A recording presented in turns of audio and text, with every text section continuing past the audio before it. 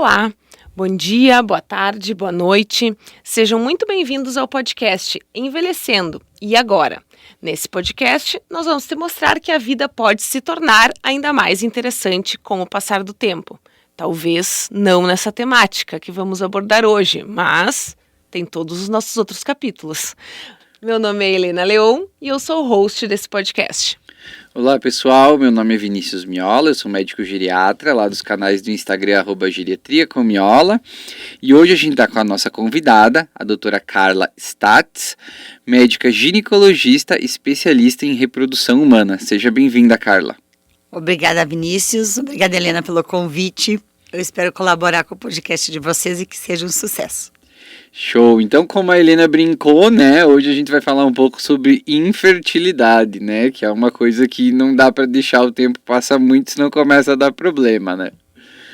Então, Carla, faz uma introdução para nós sobre o tema, né, eu e a Helena estamos aqui numa faixa etária, né, tentando engravidar, né, depois a gente pode falar um pouco sobre nós, que a gente tá tendo problema, a Carla é nossa médica, enfim, né, que hoje em dia a gente tem visto muitos casos, né, não sei se é porque nós estamos nessa faixa etária de infertilidade, né, Porque mas... é na nossa bolha. Ou é nossa bolha, mas assim, a gente até dei uma olhada, né, e vi que as bibliografias trazem aí que até 10 a 15% dos casais têm algum problema de infertilidade, né, então é uma prevalência bastante grande, né? Bom, Vinícius, Helena, vocês não estão numa bolha sozinhos, né? O Vinícius bem falou, a infertilidade no mundo, ela atinge em torno de 15% dos casais, né? Se falar de 1 a cada 6 casais vão ter algum grau de dificuldade de engravidar. E hoje mesmo, começando brincando, um casal disse, mas todo mundo engravida, porque é o que eu escuto no meu consultório. Mas todo mundo engravida, menos a gente. Daí eu brinquei, a minha mãe dizia que você não é todo mundo. Né? Então, tem os 15%, falei para esse casal, se vocês não fossem os 15%, vocês não estariam no meu consultório, precisando de ajuda para engravidar. Mas o que mais preocupa, Vinícius e Helena, é que as previsões, elas são sombrias em relação à fertilidade do mundo. Né? Muito catastróficas, se eu for dizer para ele. Estima-se que daqui 2 décadas, 50% dos casais no mundo vão precisar de tratamento de reprodução assistida, o que é muito alto. Existe uma queda significativa da fertilidade mundial. E para isso existem vários fatores que a gente vai conversar aqui, né? Eu vou tentar falar um pouquinho dos fatores femininos, dos masculinos, mas no geral, esses fatores femininos e masculinos, eles estão associados. E principalmente ao nosso estilo de vida. É muito difícil, hoje até eu gravei um videozinho indo para a cesárea do Alessio, que como é difícil você convencer as pessoas, mesmo os tentantes, que eles precisam ter uma vida saudável, um estilo de vida saudável, dormir bem, se alimentar de forma saudável com comida de verdade. Eu acho que esse é o meu principal desafio, né? E outro principal desafio é convencer as mulheres que elas têm tempo de validade, né? É verdade, olha a idade aí, ó, viu? Não dá para deixar passar o tempo sempre, gente. Mas só para fazer um parênteses, né, de novo, antes, todos os capítulos a gente fala aqui sobre hábitos de vida, né? Então entra tema, sai tema, a gente tá falando de hábitos de vida, né? Então só sempre reforçando essa temática, né, pessoal? Então, para ser fértil tem que ter bons hábitos de vida, para não ter doença cardiovascular, para não ter demência, para não ter câncer de mama. Então, né, para tudo isso entra. Então tem que se cuidar. Mas tá bom. Então acho que a nossa primeira pergunta, né, para começar assim, acho que tem muita gente que não tem esse conceito. Eu não tinha, né, até pouco tempo atrás. Como é que a gente define infertilidade? Quando que a gente diz que uma mulher, um casal, um homem é infértil? Na verdade, tudo que se baseia em infertilidade ainda vem em prol da mulher, né?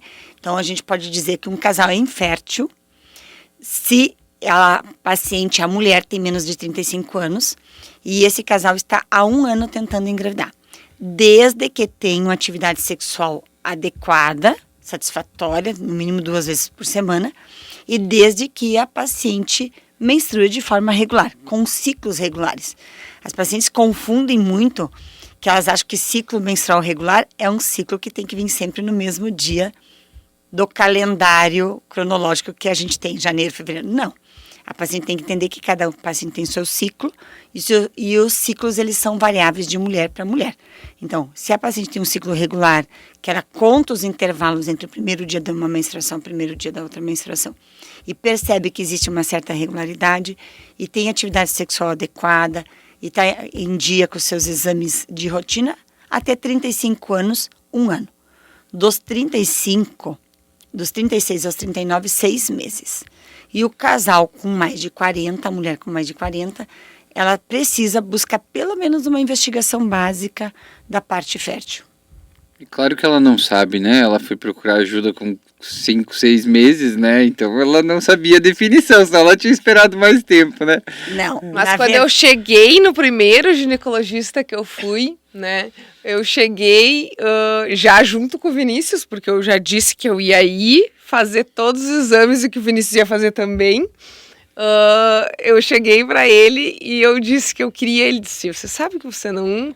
Para gente caracterizar como infertilidade, vocês teriam que estar tentando há 1 ano e tal. E eu disse: eu sei, o Vinícius já tinha me dito. Eu sabia porque ele já tinha me dito. Mas, né, santo de casa não faz milagre. E aí eu obriguei meu médico a me dar os exames também. Na verdade, assim, ó, hoje, como eu falei para vocês desde o início, existe uma queda significativa da fertilidade, tanto masculina quanto feminina. A gente recomenda que toda mulher acima de 30 anos, independente de tentar engravidar ou não, ela busque saber da sua reserva ovariana. É muito importante, porque as mulheres têm que ter a consciência de que os nossos óvulos, eles nascem com a gente.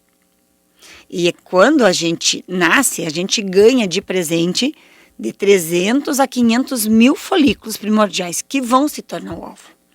E o nosso ovário, ele nasceu programado para parar de funcionar, senão nós não entraríamos na menopausa. A gente só entra na menopausa porque a gente parou de produzir folículo. E parou de produzir folículo, a gente parou de produzir estradiol, que é nosso hormônio. E por isso que a gente tem os sintomas menopausais. E o que acontece? Quando a gente começa a menstruar, lá na puberdade, o meu ovário, o seu ovário, Helena, ele se programou para recrutar 1000 folículos por mês. Desses 1000 folículos, a gente vai ter um óvulo maduro. Então, 999 a gente vai perder por um processo que na medicina a gente chama de apoptose, que é a morte programada. Independente da paciente estar usando contraceptivo, da paciente ter DIU, da paciente, vai perder. Algumas pacientes, 25% das pacientes, nascem com uma baixa reserva que a gente não consegue definir a causa. A gente chama isso de idiopático, né? A gente não consegue definir. Então, 25% das mulheres é muita mulher com baixa reserva.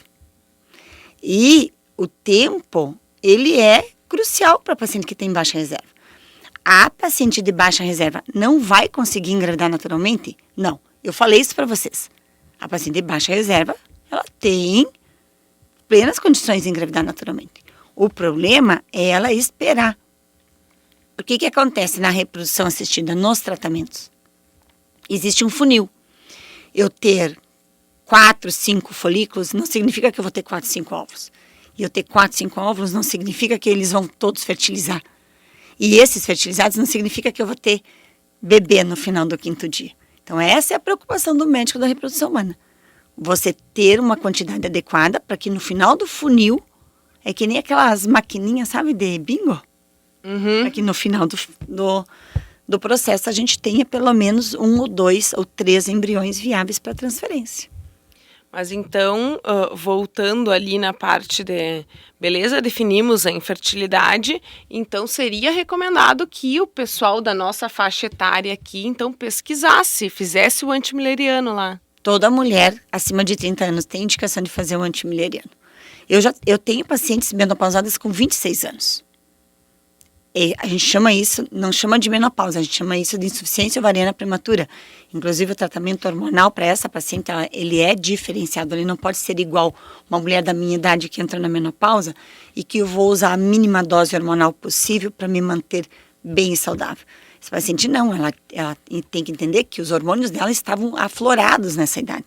E se ela não fizer um tratamento hormonal diferenciado, ela vai perder massa óssea, ela vai aumentar as doenças cardiovasculares precocemente. Tu imagina uma menina que tomou 13 anos de anticoncepcional, que foi diagnosticada pelo médico com 13 anos com ovário policístico. Toma 13 anos de contraceptivo. Casa aos 25 e para de tomar o seu anticoncepcional para engravidar. E nunca mais menstrua. E começa com fogacho, calorão, ressecamento vaginal, dor articular, insônia. Toda o compêndio de sintomatologia do climatério. E busca uma assistência médica, ela está menopausada com 26 anos. E daí você tem que entregar isso para a paciente. E assim, a gente tem observado gradativamente uma piora da reserva ovariana. Muito. Eu tenho pegado muita paciente jovem com baixa reserva. E as pacientes, elas precisam, esse podcast eu acho maravilhoso. Eu adoro falar sobre assunto, vocês sabem que eu fico horas falando. Eu acho maravilhoso, porque a gente tem que levar esse tipo de conhecimento para os pacientes. Com certeza. A maioria das pessoas, quando eu conto o resultado do meu antimileriano, elas me perguntam, mas o que é isso? As pessoas nem sabem o que é. Então, inclusive, eu queria que tu nos explicasse o que é o antimileriano, o que ele mede. Então, eu falei para vocês dos folículos que a gente nasce com eles, né? Os folículos, eles têm uma classificação. Eles são folículos primordiais, depois folículos pré-antrais, antrais e em desenvolvimento, o desenvolvimento é aquele folículo que sai para se tornar um folículo maduro e liberar. Aquele que a gente enxerga no ultrassom. Aquele que a gente enxerga. Então, os folículos pré-antrais são os folículos que a gente não enxerga, mas eles expressam na sua superfície esse marcador, que é um hormônio, que é o antimileriano. Então, se eu tenho muito folículo, eu vou ter um antimileriano aumentado. Se eu tenho pouco folículo, eu vou ter um antimileriano diminuído. Ele é uma medida indireta da quantidade de folículos pré-antrais. Os folículos antrais é aqueles que a gente conta, que a gente tem uma outra forma de avaliar a reserva ovariana, que é a contagem dos folículos antrais. Esses são os folículos que já criaram líquido no seu interior, porque os outros eles só são visíveis à medida que a gente faz um estudo histológico de biópsia, né? E os antrais não. Os antrais são aqueles que eu olho no ultrassom e eu consigo enxergar, porque eles têm líquido dentro. Então, eles são visíveis. São todos os folículos que têm uma medida entre 2 e 9 milímetros. E é um marcador de reserva ovariana. Uma boa reserva é de 7 a 10, uma reserva excelente acima de 10, e uma baixa reserva quando eu conto nos 2 ovários a quantidade abaixo de 7. Molto bene, né? Já conhecemos bem essa história que fomos lá, né? E a Helena tinha quanto na primeira vez? 2 vezes. 4, 5. 4 na última, né? 6. E eu não acreditei, né, Miola, quando vocês chegaram lá. Pra vocês saberem, a Helena tem baixa reserva ovariana. Ela tem 0,33 o antimileriano, né? 0,40. Não. 0,31 em um e 0,29 no outro. Mais ou menos. Então... em torno de 0,3. Bem incompatível com a sua idade. Já fiz 2 vezes porque meus médicos aqui não acreditaram. Verdade. Eu mesma não acreditei. Quando eles chegaram na minha frente, eu falei, não, isso aqui deve estar errado. Mas não estava, infelizmente. É verdade. Né? Mas e aí, entrando já nessa questão que a gente falou, então, acho que vamos falar sobre as principais causas de infertilidade, né? Como é que a gente... É homem e mulher, é os dois? Na verdade, assim, eu sempre brinco que a infertilidade ela tem que ser conjugal. Porque você definir a infertilidade para um dos cônjuges é dar uma carga muito grande de responsabilidade e de comprometimento de ser essa pessoa infértil. Vou brincar que ninguém engravida com o dedo, né? Então a gente precisa de nem casa sozinho, né? Então casamento sozinho, é 2. Né? E a questão da infertilidade, basicamente ela é dividida assim, 40% de causa feminina, 40% de causa masculina, que é bastante, e 20% da causa conjugal. Você às vezes tem uma endometriose associada com uma baixa taxa espermática. Você tem uma baixa reserva associada com uma varicocele e uma qualidade espermática ruim. uma baixa motilidade, né? Então, essas são as infertilidades que eu brinco que junto à fome com a vontade de comer, né? Mas, na grande maioria das vezes, eu falo, a infertilidade, por mais que seja, às vezes, feminina, ela é conjugal, porque não vai engravidar sozinho. Sim. Helena quer me perguntar o quê? Não. Eu brinco assim, ó, gente. Ovário não tem botox, tá? Você pode fazer botox para tirar as linhas de expressão, você pode fazer preenchimento para ficar bonita, mas o ovário não tem botox. Ele envelhece. Nós temos uma parte do nosso DNA, né, que chama-se telômeros. O Vinícius conhece bem, porque ele atende todo mundo com telômero curto. E à medida que a gente vai perdendo pedacinhos do nosso telômero, a gente vai envelhecendo, né? É claro que uma paciente jovem, de baixa reserva, ela tem um melhor resultado nos tratamentos de reprodução assistida. Óbvio, aquele óvulo, por mais que ela tenha uma baixa reserva, ele é jovem. Diferente de eu pegar uma paciente de 40 anos com uma baixa reserva. Aquele óvulo é velho. Uhum. Por mais que a carinha pareça de 20. Tá, mas assim, as causas masculinas, a gente tem várias, né? Mas a maioria delas estão associados com... Estilo de vida. Sim, mas fala um pouco mais sobre as causas, assim, pra gente entender um pouco melhor. Vamos entender, assim, as causas masculinas, né? Até agora, eu voltei a menos de um mês do Congresso Brasileiro de Reprodução Assistida. E o que me chamou a atenção é exatamente o envelhecimento do espermatozoide. É a quantidade de dano no DNA do espermatozoide que tem acabado com a qualidade espermática do homem. Então, assim, as causas, elas podem ser ambientais. Dentro das ambientais, elas podem ser a exposição trabalhista, algum agrotóxico, excesso de calor,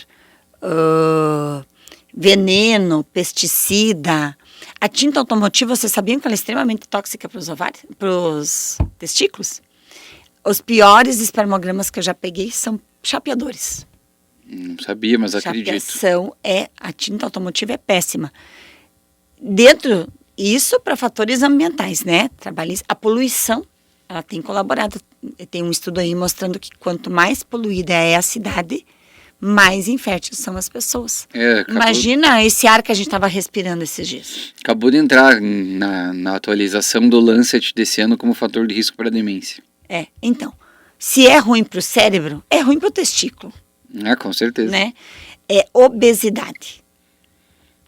Obesidade é um fator importante de infertilidade masculina. Por quê? Porque existe uma alteração da produção hormonal. O homem mais obeso, ele produz mais estradiol do que testo, inclusive chegando às vezes até uma inversão, né? Existe uma relação num cálculo que a gente faz. E porque aquece os testículos. Vocês já pensaram que o testículo está numa bolsa porque ele precisa de uma temperatura menor do que do corpo? 1 grau a menos de temperatura. O homem obeso, ele... Bem pensado, sim, né? todos os mamíferos. Dentro do corpo, ele vai pra fora pra resfriar. Olha ali os meninos descobrindo isso agora na idade adulta, né? Todos os mamíferos machos têm os testículos fora do corpo, porque eles precisam de uma temperatura menor. Então, a pessoa que usa a cueca mais apertada, a pessoa que é obesa, né? A pessoa que é obesa, ela vai comprimir... Uma canção pra ti, Vinícius. Boa! Ela vai comprimir mais o testículo. Ele vai reter mais perto do corpo, vai aquecer mais, né? Motorista fica, desculpa assim, dá pra falar? Sentado o dia inteiro em cima das bolas. Pode falar aqui. Pode? Sim, family friendly, mas a gente não fala nada demais. Então, aquece. E os hábitos, né? Cigarro, narguile, excesso de álcool, as drogas ilícitas, que os coquetelzinhos, esses que usam nas... Eu sou velha, não sei, mas o nome daquilo que usam nas festas raves, aí nas festas eletrônicas, né? Que chamam de balinha. Excesso de energético. E as pessoas desempacotam muito mais. Né? Pois tô sabendo, pessoal, que energético, café, essas coisas, tudo ela nos proibiu. Uhum. Lá em casa agora nem tem mais refrigerante. né? A cafeína tem vários estudos mostrando, tanto em fertilidade feminina quanto masculina. Daí tu imagina, eu peguei um cara ontem, novo, ele toma 3 energéticos por dia. Caramba. 1 litro de coca. Poxa, mas daí tá de sacanagem, né? Não, é verdade. E daí assim, e ele trabalha das 2 às 5 da tarde, quando chega, das 2 da manhã às 5 da tarde. E quando chega às 2 da tarde, ele tá muito cansado. Ele toma um rebite. Tá legal a vida aí, tá firme. Mas, Vinícius, isso é uma rotina, acreditem, no meu consultório. A obesidade da mulher, muito ciclo anormal por obesidade, né? E isso tudo vai causando um negócio que a gente chama de estresse oxidativo, que é o que deve dar demência, né, Vinícius? Sim, inflamação, né? Processo A gente fala em inflamatório. todos os podcasts também, a gente fala aqui de inflamação, né? Inflammaging, né? Fenômeno é o processo inflamatório relacionado ao envelhecimento, né? E a todos os outros órgãos. E existe até um exame que a gente mede o grau de dano do DNA do espermatozoide. Ele chama-se DNA-FRAG. Não sei se vocês sabem, mas o espermatozoide ele é 200 vezes menor do que o óvulo, né? Nós temos um óvulo folgado com a mesma quantidade de material genético que um espermatozoide. E o espermatozoide é 200 vezes menor que um óvulo. Como que ele consegue carregar esse material genético? Ele precisa compactar esse material genético. Essa fita de DNA, ela mais ou menos é enrolada tipo um carretel. E quando ela sofre estresse oxidativo, quando esse DNA espermático está doente, essa fita se quebra. Enrola, quebra, enrola, quebra, enrola, quebra. Então, essa fratura no DNA espermático tem um exame que chama-se DNA-FRAG. Que quanto mais você tem dano do DNA, mais insucesso nos tratamentos de reprodução assistida e mais aborto. Muitas mulheres carregam para si a responsabilidade do aborto, quando na verdade esse aborto pode ter sido de causa masculina. Olha só. Tá, mas quando faz um espermograma normal, isso não é Não vê esse detectável. outro exame. Tem que pedir um exame especial, mas esse exame ele tem indicação em quem? Em falhas de implantação embrionária, em falhas de fertilização in vitro e em pacientes cuja as mulheres passaram por abortamento de repetição. É mandatório você pesquisar se a causa, existe um percentual que a gente considera normal dentro do volume ejaculado desse espermatozoide. A gente considera ideal que o homem não tenha mais que 17% de fragmentação do seu DNA. Interessante. Infecção também pode aumentar o estresse oxidativo. Tudo que faz mal para a saúde e para as outras células faz mal para as células germinativas, tanto os ovários quanto os espermatozoides. Uma curiosidade, a Organização Mundial da Saúde, eu acho que, não sei se é a 5ª ou 6ª revisão do espermograma. E eles têm sido mais amigáveis com taxas espermáticas menores. O que a gente considera em 94 ruim, hoje já é considerado bom. Então vai diminuir. Ampliando os limites ali de aceitação. Os limites de aceitação. Que coisa, né? Impressionante, né? O impacto da vida moderna, né? Na fertilidade. Para quem não sabe, o espermograma é o exame que o homem faz para ver se os espermatozoides andam bem, Se são estão ativos, normais. tem uma Bom, né? quantidade necessária, né? Vai lá no laboratório e faz no potinho e leva para análise.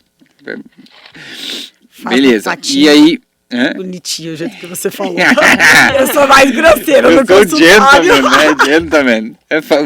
Um podcast family friendly Mas, nem é, porque eu fico falando besteira aqui toda A hora. gente falou então dos principais fatores masculinos e femininos, provavelmente a idade é o principal.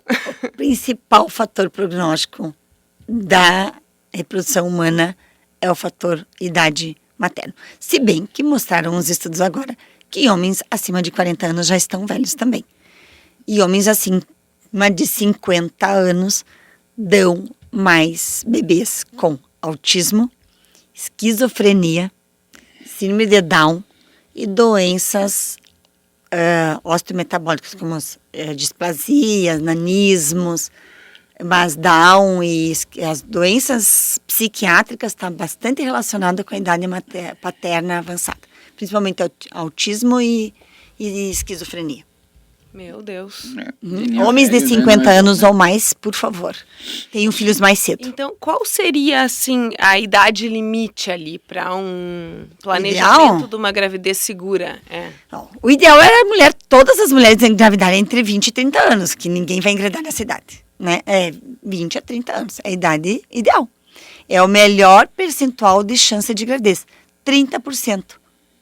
Vai dizer, só 30% de chance de engravidar num dia fértil, com tudo certinho? Só 30. Dos 30 aos 35, 25% de chance. Dos 36 aos 39, 15% de chance. Dos 40 aos 42, 5%. E com mais de 42, 2% de chance de gestação natural, né? Sem nada. E Aí antes dos 20 passou na esquina o espermatozoide já... Sim, mas também a gente não recomenda engravidar antes dos 20, né? Porque os erros genéticos, eles são nos extremos da vida reprodutiva. Até os 20 por imaturidade, né? Daqueles ovos. E depois dos 38 a 39 por idade mesmo, por velheira. Interessante, né? Isso daria um longo debate sobre, né, como as mudanças da sociedade moderna e o papel da mulher no mercado de trabalho também influenciam, né, a dificuldade que a gente está tendo. Isso dá uma baita reflexão, né? Porque realmente, tipo... Porque não adianta, só a mulher pode... Não, só a mulher, né? Mas, assim, a mulher, o homem, você falou ali, é ruim, né? Mas, né, é muito complicado. O homem é o fator mutável do casal. É um fator que a gente consegue mudar. A mulher não. A gente pode dar vitamina para melhorar um pouco a qualidade, mas é imutável. O DNA, o dano feito pela idade, ele é imutável. O homem, ele produz uma carga nova de espermatozoide a cada 90 dias. Então, a gente pode mudar. Se em 90 dias eu mudei o estilo de vida daquele homem, se eu suplementei as vitaminas que alguns não gostam de tomar, né? E não é que eu não gosto, tô tomando. Se tem uma baixa taxa espermática, a gente pode usar a medicação para aumentar, né? Ele é um fator mutável. Isso foi discutido agora no último congresso e é o único fator mutável que a gente pode melhorar as perspectivas de tratamento da reprodução assistida. Já a mulher, ela é um fator imutável. Muito antes, pelo contrário. Quanto mais o tempo passa, pior a coisa fica. Legal. Por isso que eu sou uma defensora do congelamento de óvulos. Social, né? E hoje, oncológico, a né? Carla vai ser uma avó cedo, porque os filhos dela já estão quase com 20 anos. Não, amiga, eles vão congelar sêmen. Aí ela vai dizer, façam filho. Não. Mas é bom que eles tenham filho cedo. Claro, no potinho, lá no congelamento, lá no laboratório de reprodução assistida, vai ficar todos os meus netos lá congelados, bem bonitinhos. Não, você também não quer ser boa tarde, depois não dá pra aproveitar. Gente, eu tenho 53 anos, sou muito jovem ainda. Não, eu Eu quero botar rodinha nos meus pés e passear o mundo, não criar neto. Bom, mas assim, a gente falou um pouco sobre o homem, mas acho que vale a pena a gente passar um pouco sobre as causas femininas ali, porque tem alguma coisa mais específica, assim, a gente falou da baixa reserva ovariana, mas tem os problemas relacionados à parte anatômica, estrutural da mulher. Tem, porque assim, ó, como todos os órgãos, o útero também envelhece. Então, as mulheres mais velhas, elas terão mais dificuldade, às vezes, de manter uma gestação. Justamente porque a circulação uterina, ela não é igual a uma menina de 25, 26 anos. A mulher mais velha, ela tem mais alterações obstétricas, tipo pré-eclâmpsia, diabetes, uma placentação errada, né? A placenta que se insere de forma anormal. Ela vai ter mais dificuldade de alimentar o feto por conta da alteração uterina. Os pacientes sofrem, o nosso útero também envelhece, o nosso endométrio envelhece, né? Então, isso também tem um impacto, não é só apenas a qualidade do óvulo, mas a qualidade do útero também. Legal. E a gente conhece também muitas meninas que têm endometriose, né? E só descobrem quando estão tentando engravidar, assim. Pois é, Helena, uma pena, né? Porque endometriose é uma doença bem prevalente também, igual a taxa mais ou menos semelhante à da infertilidade. Em torno de 15% das mulheres sofrem de endometriose. O problema da endometriose é que é um sintoma que não é valorizado pelo médico da paciente, né? Todo mundo acha que cólica pode ser normal, que dor é normal, e vai passando o tempo e as endometrioses vão ficando cada vez mais severas. E ela é um importante fator, sim, de, inclusive, perda da função ovariana. Se você tem uma endometriose no ovário, essa endometriose ovariana, ela pode consumir a tua quantidade de folículo. E a própria cirurgia pode acabar com a reserva ovariana, porque quando você vai cortar esse ovário, você vai tirar esse endometrioma, você vai cauterizar, você já queimou milhares de folículos ali, né? Então, assim, as coisas que podem colaborar com uma baixa reserva ovariana.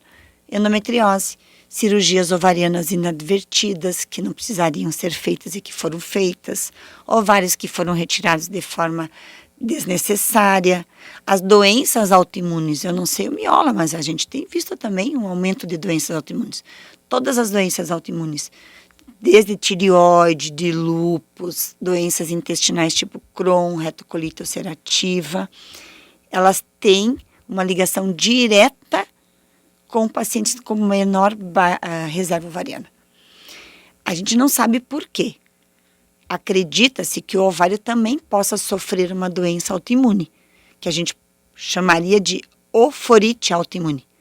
Mas como o ovário não tem um marcador específico, como a tireoide tem, que é o anti-TPO, antitireoglobulina, como o lúpus tem, como a doença de Crohn tem, como outras doenças reumatológicas têm, a gente não consegue definir, mas acredita-se que o ovário também possa passar por um processo de autodestruição. Por isso que a gente também pode ter baixa reserva.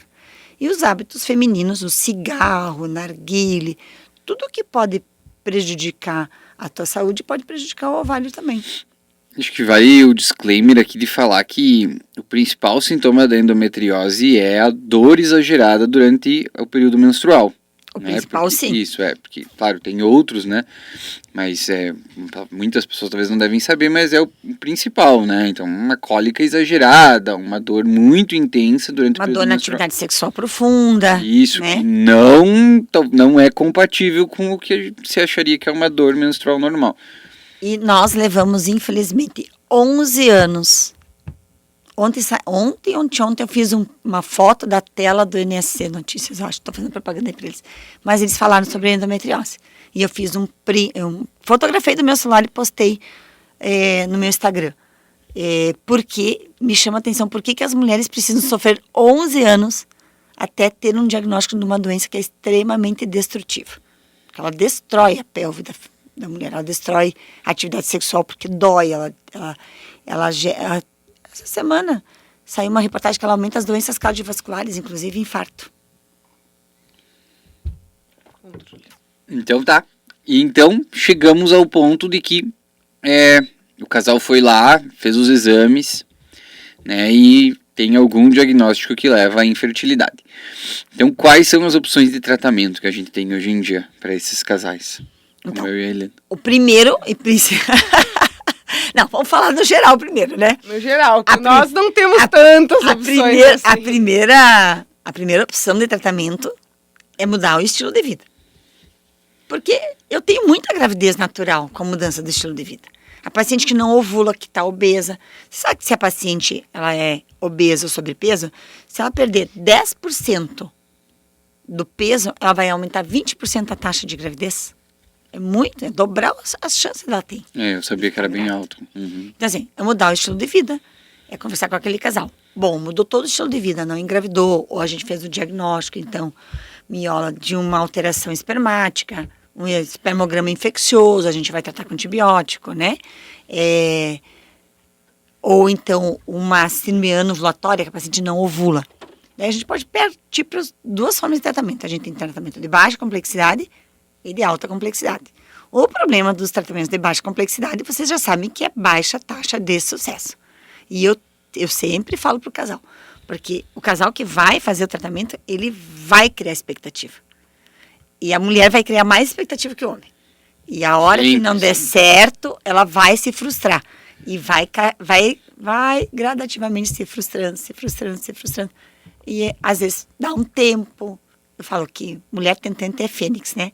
Renasce das cinzas e vem de novo. Os casais não desistem quando eles têm esse sonho muito alto de ter filhos. Então, são os de baixa complexidade, que é coito programado, que é feito uma estimulação ovariana com medicação via oral, pouca medicação injetável, e você dá o horário deles namorarem em casa, né? É quase que eu falei outra coisa. Pode falar. Transar. Transar é uma palavra que é family friendly. Então tá bom. E a inseminação intrauterina, que aumenta as taxas um pouco mais, porque você vai fazer uma seleção espermática. Mas isso independe do médico e independe do paciente. Porque a parte biológica vai ter que fazer o serviço deles. Os espermatozoides vão ter que ir lá, quebrar a coroa radiada, vão ter que andar sozinho, por mais que eles foram selecionados. Então, as taxas de sucesso vão aí em 20%, quanto muito 25%, né? E daí, os de reprodução assistida. Hoje a gente... Mas só para você que está escutando, vendo esse podcast pela primeira vez e nunca ouviu falar do coito programado, é isso aí, né? O ginecologista vai lá, fica olhando o óvulo crescer, e aí quando ele mais ou menos programa que vai explodir o óvulo, ele vai lá e dá a ordem para você e tu tal dia, mais ou menos essa hora você tem que namorar. Tem que ir lá com hora marcada, não é moleza não. Não, eu acho broxante, pronto, falei. É a palavra do coito programado, é broxante. Porque não desvincula um ato que tem que ser prazeroso de um ato de fazer filho. Eu sou muito mais favorável a uma inseminação, cujos custos não se elevam muito, mas você desvincula. Você acaba desvinculando. Broxante é se a mulher não quer fazer na hora, né? Daí como é que o cara faz quase que sozinho? Aí o pau tora. Viu? Eu vou te falar uma coisa. Eu tenho casal que chegou no meu consultório depois de uma orientação de coito programado, pediram para conversar comigo, chegaram assim, a gente não engravidou. E eu falei, mas não deu tempo ainda? Como é que você sabe ali? Não, doutora, não deu. Quem broxou foi ele. Não deu. Essa história de comparecer na hora, marcada, assim, não deu. Não consegui. Eu falei, por isso que assim, E assim, a orientação é fazer... Mas é difícil, não tem clima, é muito... A orientação é que assim, as taxas de coito programado e de inseminação intrauterina, elas são progressivas a taxa de sucesso. Então você tem que fazer para saber que você tem mais chance no segundo e que você vai ter mais chance no terceiro. Até lá o casal está brigando, né? Sim. Então eu prefiro como... médica, mulher, inclusive, porque a gente escuta as reclamações no consultório, né? Faz um coito, se não der, faz uma inseminação, 2, e não dá para fazer mais que 3. Porque se você não engravidou em 3, é melhor você partir para um tratamento de alta complexidade, que tem muito mais taxas de sucesso, dependendo da idade materna também. Tá bem, então vamos continuar para os tratamentos de... alta complexidade. Tratamento complexidade. Isso. Nós temos 2, que todo mundo chama de FIV, mas FIV é o nome genérico, né? FIV é fertilização in vitro, foi o primeiro tratamento a ser estabelecido. Contemplava apenas mulheres com problema reprodutivo. Homem nenhum podia ter problema reprodutivo para fazer fertilização in vitro. Ou não podia ter uma taxa espermática ruim, porque senão não dava para fazer. Porque, curiosamente, não sei se você sabe, num processamento seminal ou na capacitação que o espermatozoide passa pelo trato genital feminino, que é subir pelo colo, avançar pelo útero, lá pelas trompas, eu preciso ter no mínimo 5 milhões de espermatozoides que cheguem no óvulo. Então, antigamente, só fazia FIV quem tinha um fator masculino legal, um bom potencial reprodutivo, e mulheres que passaram por laqueadura, obstrução tubária, as mulheres que não ovulavam, né? Porque se colhia o óvulo, se colocava dentro de um tubo de ensaio, se depositava lá os 5 milhões de espermatozoides, se mantinha lá durante 24 horas. No dia seguinte, você recolhia olhava os óvulos que tinham fertilizados, e isso é fertilização in vitro. É o bebê de proveito. Que legal. Daí, só que assim, os homens com baixa taxa, e hoje eu tenho muito homem com baixa taxa. Quando eu falo da baixa taxa, é menos de 5 milhões no ejaculado total. Que faz um processamento seminal, tem aí 100 mil, 200 mil. Esses homens e esses casais, eles não eram contemplados. Até que um gênio americano, não lembro o nome dele agora, inventou a ICSI, que é o que 99% dos laboratórios de reprodução humana hoje utilizam. Coleta-se os óvulos através de uma punção, coleta o sêmen e a embriologista, através do micromanipulador, pega aquele óvulozinho, quebra a cauda do espermatozoide para ele parar de mexer, né? Para ele ficar imóvel, suga ele dentro de uma agulhinha, pega esse espermatozoide e injeta dentro do óvulo. Por isso, ICSI, injeção intracitoplasmática de espermatozoide. Depois de injetado, esses óvulos com esse espermatozoide vão para uma estufinha, né, uma incubadora, e que vai ficar lá 24 horas. No dia seguinte, a embriologista abre a incubadora e vai ver quantos fertilizaram. Como que ela sabe quantos estão fertilizados? Porque é tão bonitinho de ver, porque existe um casamento dos DNA, a gente chama de pronúcleos. Existem 2 pronúcleos, eles estão bem assim, ó. Tem um óvulozinho, que parece uma geminha de ovo, e os 2 pronúcleos assim. E daí ela sabe que de 8 óvulos que ela injetou, tem 6, 5, 4 fertilizados. E aí ela pega um espermatozoide Por e bota vez. dentro de um óvulo. Uhum, por vez. Mas isso é muito nano. É bem nano. Muito pequeno. Imagina. É minúsculo. Então, existia a técnica antiga que eles colocavam um monte de espermatozoide dentro tudo de um tubo só. Com e um aí, óvulo. E aí eles faziam o serviço deles ali. Cada tubinho de ensaio esse recebia um óvulo. Com 5 milhões de espermatozoides. Por isso que o homem tinha que ter uma boa capacidade reprodutiva, senão não saía FIV. E aí agora é 1 para 1. Se o homem tiver, Pegamos. por exemplo, assim, eu tenho um casal já gestante, estão acompanhando com o Jonatas, ele nasceu sem espermatozoide. Ele nasceu sem espermatozoide porque ele nasceu sem o ducto que leva o espermatozoide do testículo para fora, que é o ducto deferente, que é onde se faz a vasectomia. Então, brinco que ele nasceu vasectomizado, né? Mas ele tem espermatozoide. Tem, tá mas lá essa dentro. coleta foi feita no testículo, no epidídimo, que o testículo tem 2 estruturas, onde se produz o espermatozoide no testículo, mas onde os espermatozoides passam pelo processo de maturação, de ficarem maduros e aprenderem a nadar para sair, é no epidídimo. Então, a gente faz uma punção no epidídimo com uma agulhinha fininha e aspira os espermatozoides dali. Essa minha paciente, ela coletou 10 óvulos e esse marido dela coletou 10, 12 espermatozoides na punção. Então, deu um espermatozoide para cada óvulo e tá louco de bom. Então, eu brinco, você tendo espermatozoide móvel, porque não pode ser imóvel, porque tu não sabe se tá morto ou tá vivo, né? Tem que estar se mexendo. Nem que não nade, mas tem que ser um cachorrinho louco, pelo menos correndo ao redor do próprio rabo. Ele tem que estar se mexendo, senão tu não sabe se ele está vivo. Não dá pra pegar o espermatozoide morto e botar dentro do óvulo, que não vai fecundar, né? E daí, assim, desta forma. E eles, com o bebezinho a caminho que o Jonathan está fazendo pré-natal. Que legal. Mas então a outra, são só essas 2 metodologias. Da alta complexidade, sim. Que a outra Mas ninguém mais faz, né? Não, muito difícil a gente fazer outra. Não tem, eu não conheço nenhuma clínica que faz FIV hoje em dia aqui no Brasil.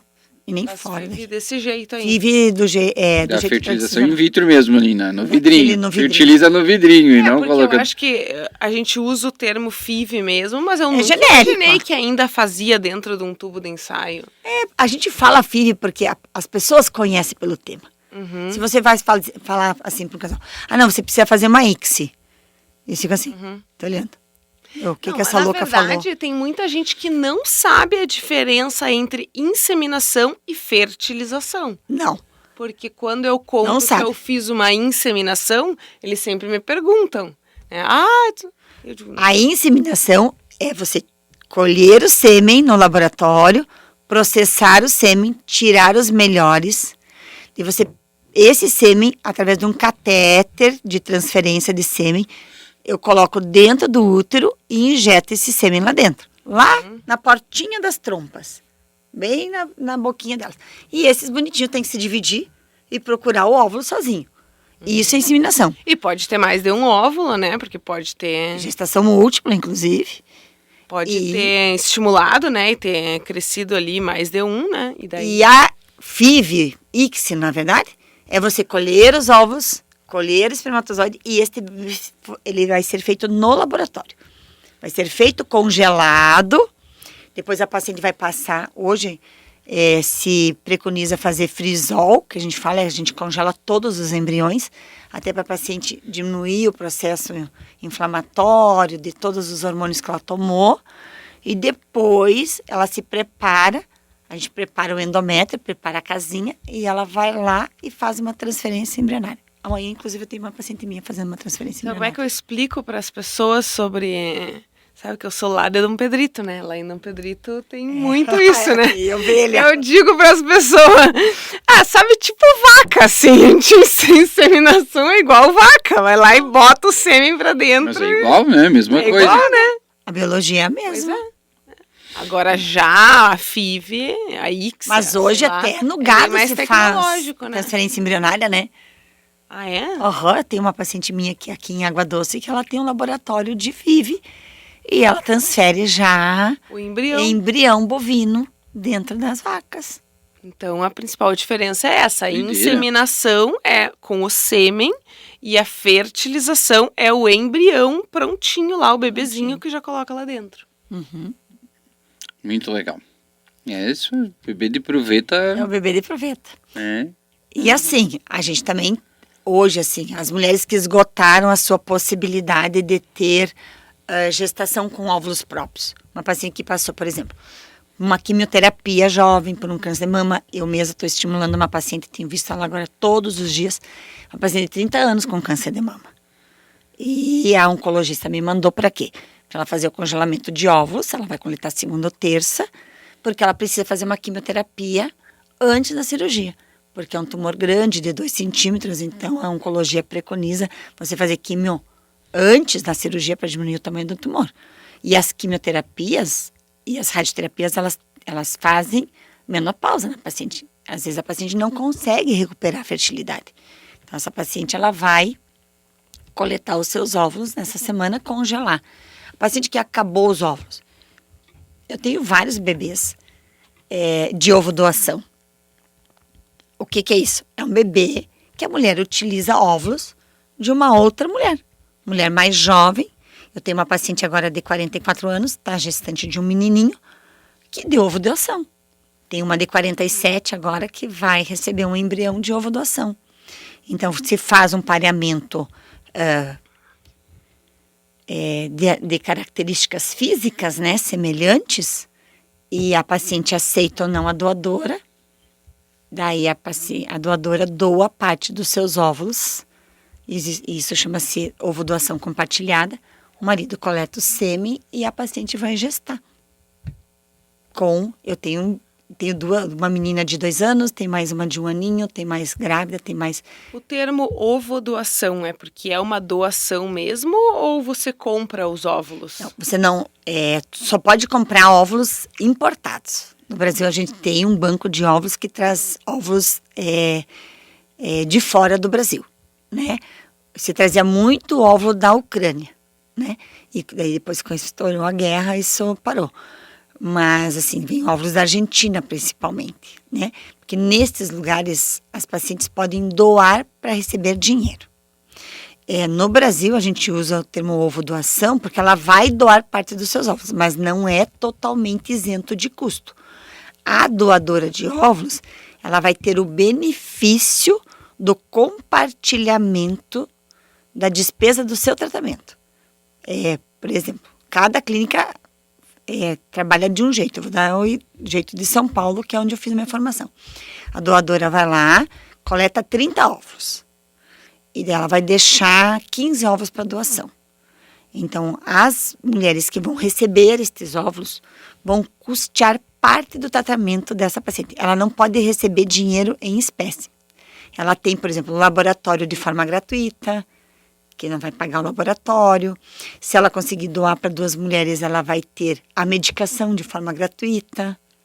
Então, ela vai ter pouco custo. E ela vai ficar com uma parte dos óvulos e outra parte ela vai doar. Existem critérios para você ser doadora, né? Você tem que ter uma excelente reserva ovariana, o Conselho Federal de Medicina proíbe ovo doação acima de 37 anos.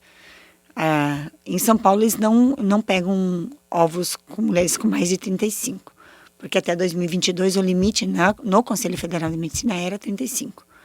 Você tem que estar isenta de qualquer doença infecto-contagiosa, então você tem que ter exames recentes assim, 1 semana antes da coleta. Faz de novo. E você precisa ter um cariótipo, que é a tua parte genética normal. Legal. Pode compartilhar. Os homens também podem doar sêmen, se quiserem. Mas no Brasil também não ganha dinheiro, né? Não. Nos Estados Unidos ganha. A gurizada ia fazer faculdade lá, ia fazer doação de sêmen para ganhar dólar. É verdade. Mas óbvio, né? Um monte de filho perdido por aí. Aqui nem útero de substituição. Não, tá ajudando outras pessoas que têm dificuldade. Gente não pode ter... a gente também tem útero de substituição, né? Eu mesma orientei um útero de substituição agora para uma menina de 20 e poucos anos. Porque ela perdeu o útero com 26 anos porque ela teve um tumor maligno no útero, né? Ela tem ovário e ela pode engravidar com um útero de substituição, desde que seja parente até 4º grau. Uma irmã, uma prima, uma tia, até a mãe se for jovem. Ou se a mãe se predispõe a gestar por ela. Mas não pode ter nenhum envolvimento econômico. Mas também a pessoa que está gestando, ela tem que ter toda a assistência médica paga pelo proprietário do bebê, tu tá entendendo? Pelo pai e pela mãe biológicos. Legal, muito bom. Não sei se eu concordo com isso de não poder cobrar, mas enfim, deixamos essa para outro podcast. Show? Então tá. Acho que pra gente fechar, assim, quais que seriam, assim, como nesse podcast a gente aborda muito, assim, ao longo da idade, né? Porque a gente vai falando sobre as mudanças que vão acontecendo no envelhecimento, né? Então, quais seriam, assim, os tratamentos talvez mais indicados para cada faixa etária? Para a mulher de 45 anos ou mais, se ela deseja engravidar, não engravidar com óvulos próprios. Buscar ovo doação. Então. A taxa de gravidez 45 anos ou mais é de 1% em fertilização in vitro. É igualzinha a de gravidez natural. Então, não adianta você oferecer um tratamento que a paciente vai gastar uma fortuna e não vai aumentar suas taxas. É até antiético você oferecer um tratamento para uma paciente dessa. Então, ovo doação é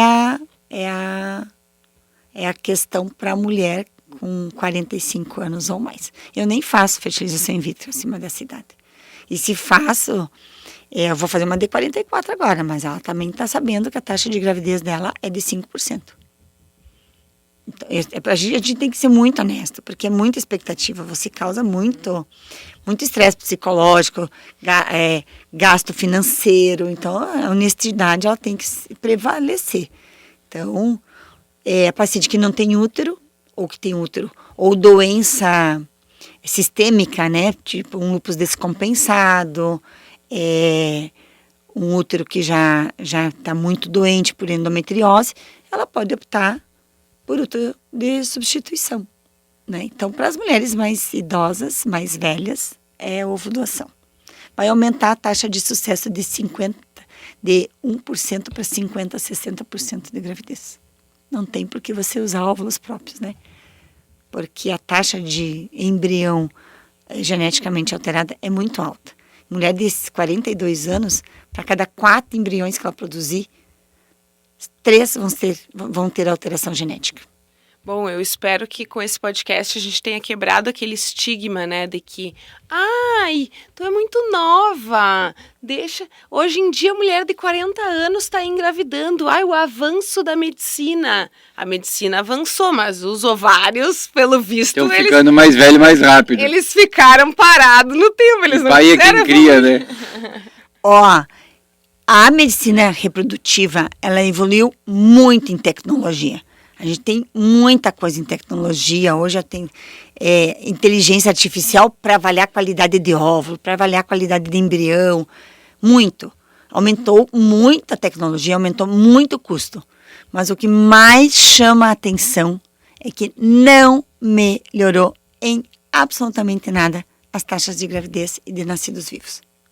Por mais que a gente melhore a tecnologia, que a gente tenha como avaliar a qualidade até do óvulo. Hoje existem exames assim que são caríssimos para avaliar a qualidade do óvulo que você retirou, né? A qualidade do sêmen. Não tem milagre. É o envelhecimento, é aqui. Vocês estão trabalhando com envelhecimento, é o envelhecimento. Então, não houve melhora nas taxas reprodutivas em nenhum lugar do mundo com o aumento da tecnologia. E isso é o tempo. É o envelhecimento que vocês estão abordando aqui no podcast de vocês. Show de bola. Triste, né? Mas então... É uma triste realidade. Isso aí. Mas então vamos deixar uma mensagem aí para as mulheres. Suas considerações finais e redes sociais, doutora Carla. Minha consideração... Dizer? Eu só vou dizer uma coisa. O tempo, ele é o inimigo número 1 da fertilidade.